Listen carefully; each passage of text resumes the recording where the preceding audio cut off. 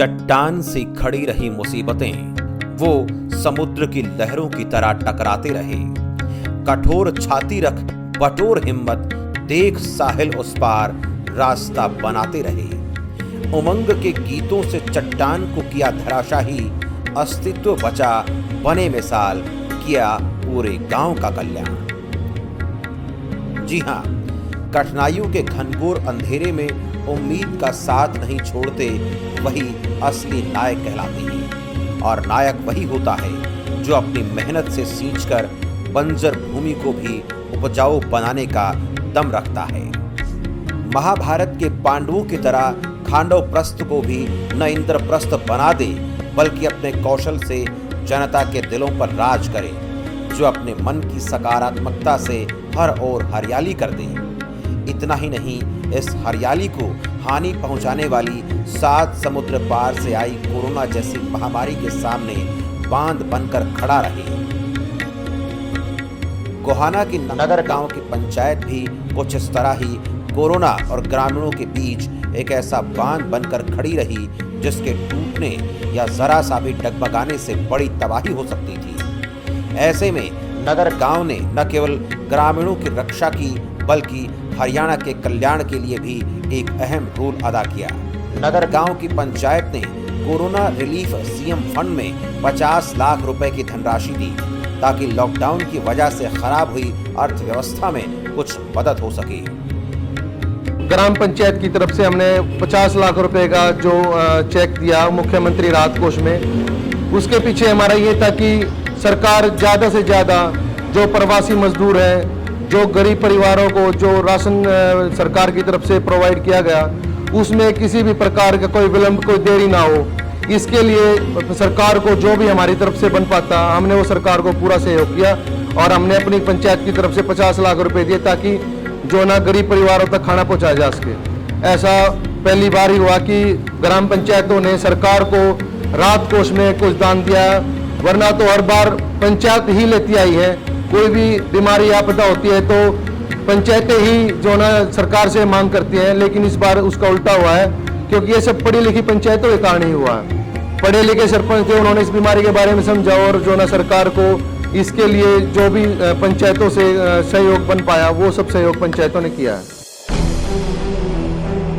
एक और कोरोना जैसी महामारी तो दूसरी ओर गांव के विकास कार्यों की जिम्मेदारी। नगर गांव की पंचायत ने अपनी जिम्मेदारियों के सामने अपने फर्ज को भी खूब निभाया। बात अगर पिछले 4.5 साल की जाए तो गांव में खारे पानी की समस्या का जड़ से समाधान कर मीठे पानी की व्यवस्था की। इसके साथ ही हरियाली, स्वच्छता, शिक्षा, लिंगानुपात सुधार, स्वास्थ्य के क्षेत्र में गांव को आगे बढ़ाया। हमारे गांव में कुछ समस्याएं थी जिन्होंने जो बहुत ज़्यादा ज़रूरी थी, जिनका निपटारा करना, तो उसको हमने बिल्कुल प्रायोरिटी पे लेके उस समस्याओं का जो ना निपटारा किया। हमारे गांव में पीने का पानी अच्छा नहीं था, उसका TDS 2,500 के समथिंग था।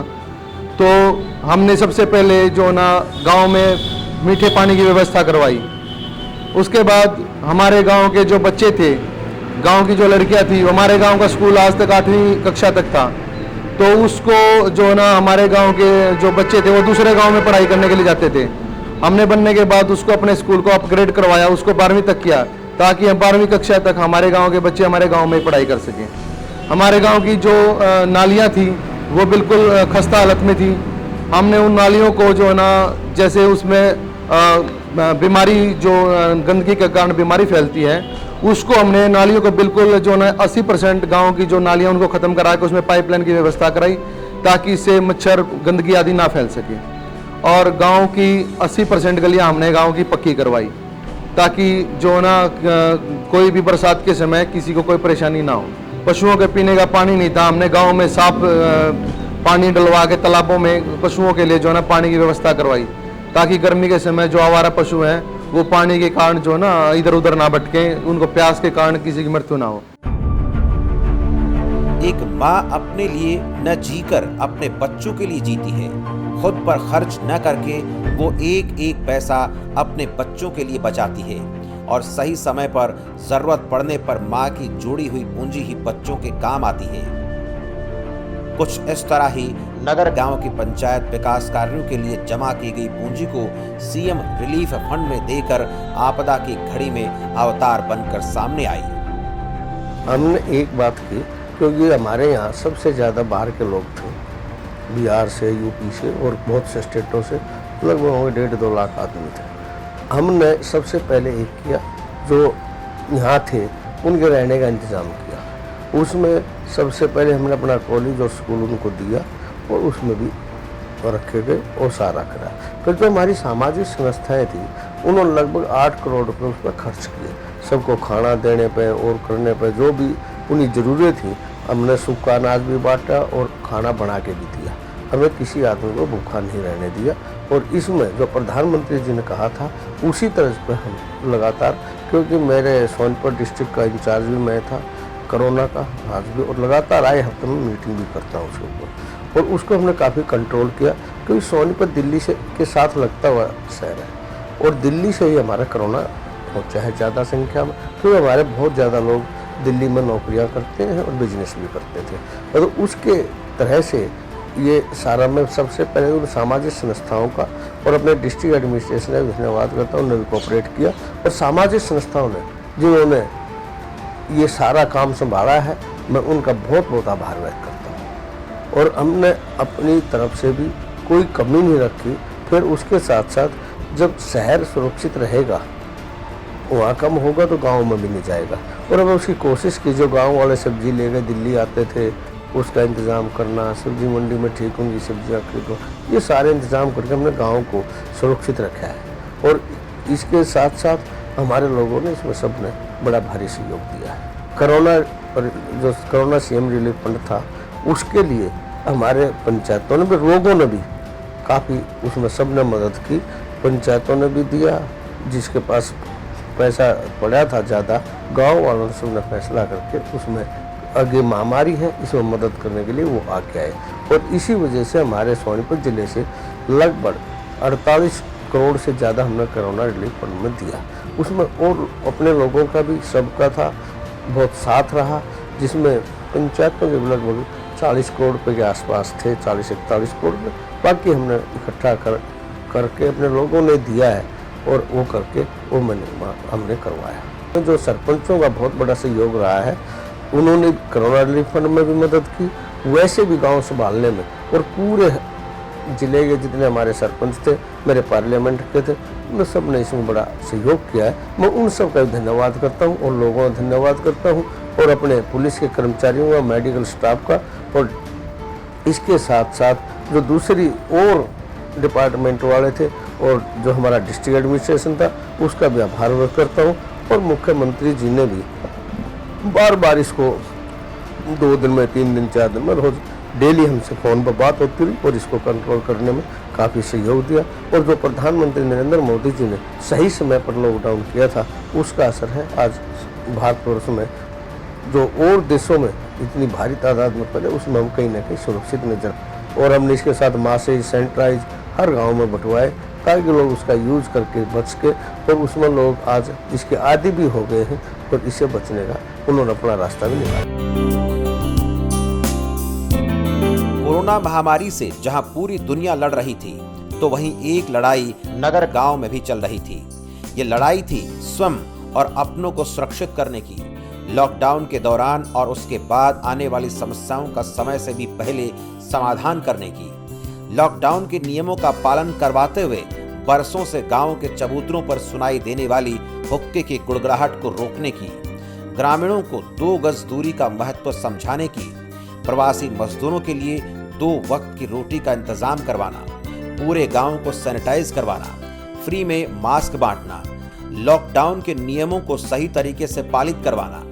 बाहर से आ रहे लोगों के लिए एकांतवास की व्यवस्था करना, ताकि शुरुआती दौर में ही कोरोना की रफ्तार पर लगाम कस दी जाए।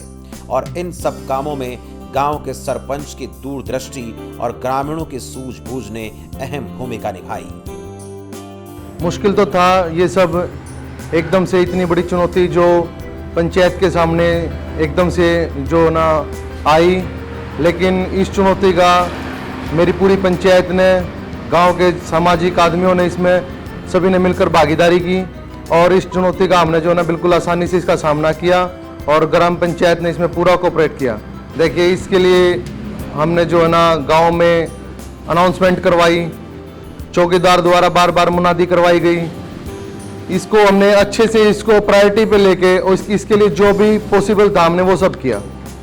इसमें हमने जो ना इस बीमारी से लड़ने के लिए ग्राम पंचायत द्वारा बार बार सैनिटाइज की स्प्रे करवाई गई और जो ना हमने इसमें घर घर सैनिटाइजर भी बंटवाए, मास्क बंटवाए और जो ना हमने रात को ठिकरी पहरा लगवाया ताकि कोई बाहर से आने वाला व्यक्ति गांव में ना घुस पाए। और इसके अलावा हमने लोगों को ये भी समझाया कि भाई आपके कोई भी रिश्तेदार जो है वो कम से कम जब तक ये बीमारी ख़त्म नहीं हो जाती तब तक आप अपने किसी रिश्तेदार को गांव में मत बुलाइए। इसके अलावा हमने जो गरीब व्यक्ति थे उनके लिए हमने खाद्य सामग्री भी प्रोवाइड करवाई पंचायत द्वारा। हम उनके घर पे जाके उनको खाद्य सामग्री भी पहुँचा के आए। इसके अलावा जो बाहर से आने वाले व्यक्ति थे या जो अदर स्टेट से आके जो काम कर रहे थे उनके लिए भी हमने रहने की उचित व्यवस्था करवाई और उनको जो ना खाद्य सामग्री उपलब्ध करवाई। भाईचारे वाली वो जिंदगी याद आती है। उम्मीद है जल्द ही वो जिंदगी गांव की दोबारा लौटेगी। गांव में फिर से वही भाईचारे वाला माहौल होगा, फिर से वही हंसी मजाक का माहौल होगा। 2 गज की दूरी से दिलों की दूरी नहीं है। कोरोना के समय में हमारे गांव की पंचायत और जितने भी सामाजिक लोग हैं सभी ने मिलजुल करके एकत्रित होकर के लोगों की सहायता की। जिनके पास राशन ना था राशन वितरित किया। उसके बाद सैनिटाइज वगैरह करवाया गया गांव में कई बार और लोगों की सहायता की ज़रूरतमंदों की। और हर गांव में हर गली पर हमने अपनी तरफ से एक एज ए सिक्योरिटी टाइप लोगों को बिठाया था ताकि कोरोना से कोई भी पीड़ित हमारे गांव में ना आ पाए। मैडम पंचायत ने गांव के जो पीड़ित लोग थे कोरोना से, जो काम नहीं कर सके थे बाहर जाके, जैसे हमारे गांव में ऐसे लोग थे जो बाहर काम नहीं कर रहे थे, कमा नहीं रहे थे कहीं से, उन लोगों की रोजी रोटी के लिए सरकार ने प्रबंध करना था। तो सरकार की हमारे गांव की पंचायत का कर्तव्य बना था सरकार को कुछ मदद करें हम। उस उद्देश्य से हमने थोड़ा ये रिलीफ फंड सरकार को दिया ताकि लोगों में ये राशन वगैरह और जो घरों की सफाई का, सैनिटाइजर का जो सरकार काम उठा रही थी वो उसमें मदद मिल सके सरकार को। और गांव में सफाई की लोगों ने बड़ा सहयोग किया। जैसे अपना नाकेबंदी गांव में सरपंच साहब और हमारे लोगों को हम गांव गली गली में समझाया लोगों को भी किसी ने बाहर नहीं जाना है, अपने अंदर रहना है। तो इस तरह का काम करते रहे। कोरोना में पंचायत द्वारा 3-4 बार स्प्रे करवाया गया और जो गरीब व्यक्ति थे जिसको खाने के लिए सामग्री वगैरह नहीं थी उनको सामग्री उपलब्ध करवाई समय पर। और लोगों को समझाया गया कि भाई घर से बाहर ना निकले और समय समय पर हाथ धोते रहें। गांव वालों के लिए बहुत मुश्किल दिन थे। इस गांव के सरपंच साहब थे जो उन्होंने गांव वालों का बहुत साथ दिया और गांव में सैनिटाइज भी करवाया, राशन भी बंटवाया, घर घर जाके गांव वालों का हाल भी पूछा और जो मदद होनी चाहिए थी वो सरपंच साहब ने की। ऐसे में हमारे गांव में बेरोजगारी थोड़ी सी ज़्यादा बढ़ गई है। गांव में बेरोजगार ज़्यादा, फिर भी हमने समय समय पर जाकर हर युवा का साथ दिया, हर युवा से हर एक चीज़ के बारे में जानकारी ली, समय समय पर उनके घर पे जाके किसी चीज़ की ज़रूरत को पूरा किया, किसी खाद्य सामग्री की ज़रूरत है उसको पूरा किया। युवाओं में थोड़ा सा हमने जोश पैदा किया कि युवा वो कमज़ोर ना हो, बेरोजगार ज़्यादा बेरोजगारी के उसमें मुश्किल घड़ी में ना पहुँचे। हमारे गांव का पानी बहुत ख़राब था, इस वजह से पानी हमें बहुत ज़रूरत थी। तो सरपंच साहब ने हमारे लिए पानी उपलब्ध करवाया। उन्हें तंग होके जैसे भी करवा सके वो उन्होंने बहुत वो करके जब पानी आया हमारे। सरपंच का और हमारी पंचायत का बहुत ही बड़ा सराहनीय काम रहा है क्योंकि उन्होंने हर घर में जाके घर जाके पूछा है कि आपको किसी की ज़रूरत है, किसी भी वस्तु की ज़रूरत है, चीज़ की ज़रूरत है, खाद्य सामग्री की ज़रूरत है, वो उन्होंने उपलब्ध कराई है।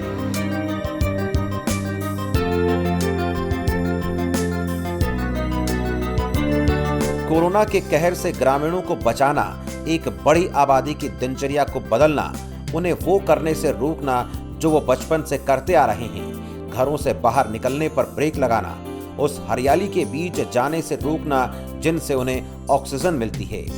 कहते हैं आदत बनकर जो सांसों में बस जाता है उसे बदलना पत्थर पर रेखा खींचने से कम नहीं होता। लेकिन मानव जाति के हित के लिए ये जरूरी भी था। जो पढ़े लिखे सरपंच के ज्ञान, बुद्धि और विवेक से ही संभव था और इसी वजह से सरकारी कर्मचारियों का काम भी काफी हद तक आसान हो पाया। इसका मैम ये है, एक तो सरकार की तरफ से जो पढ़ी लिखी पंचायतें बनी हैं, इसका हमें समझाने में कोई ज़्यादा कठिनाई नहीं आई। सारी पंचायत पढ़ी लिखी है जी, तो इसमें अपने आप से बचाव में भी और सरपंचों को भी पंचायत को एक बार समझाते थे वो अपने आप समझ जाते थे जी। गांव को भी सरपंच समझाते, पढ़ी लिखी पंचायत का ये फायदा है जी। दूसरा, प्रशासन का भी समय समय पर हमें माननीय उपायुक्त महोदय का, डीडीपीओ साहब का, एसडीएम साहब का, बीडीपीओ साहब का और हमारे पंचायत अफसर हैं, उनका भी समय समय पर हमें दिशा निर्देश मिलता रहा है। और हमारे जो भी विकास गांव में हुए हैं, और इसमें भी जो 50 लाख रुपए मुख्यमंत्री कोरोना राहत कोष में दिए हैं, इसमें भी हमारा प्रशासन का भी, सरपंचों को भी पूरा योगदान रहा है समझाने में, पंचायतों को भी समझाने में। और इनकी प्रेरणा से जो है ना, हमें सरपंचों को बताने का मौका मिला और इन्होंने जो है ना, इसमें जो ये इसका यज्ञाहुति डालने का अवसर मिला सरपंच की तरफ से, पंचायत की तरफ से। आपने सोशल डिस्टेंस रखो, मास्क का प्रयोग करो, सैनिटाइज भी समय समय पर पंचायत द्वारा करवाया जा रहा है जी। और अब आगे इसके साथ में डेंगू का भी प्रकोप और दिनों में होता था, उसके लिए भी छिड़काव समय समय पर ग्राम पंचायत द्वारा करवाया जा रहा है। कहते हैं किस्मत बड़ी बलवान होती है और जिंदगी में असली योद्धा वही होता है जो अपने कर्मों से हाथों की लकीरों को भी बदलने का दम रखता हो, जिन्होंने वर्तमान की सभ्यता संस्कृति को बचाए रखने के लिए ऐसा कर्म युद्ध लड़ा जिसके साक्षी बनने वाले हमेशा हमेशा के लिए गांव की धरोहर में उल्लेखनीय होंगे। सलाम है नगर गांव की पंचायत और उन कर्मवीरों को जिन्होंने अपनी कठोर तपस्या से संकट का सामना कर साल 2020 का स्वर्णिम इतिहास रचा है।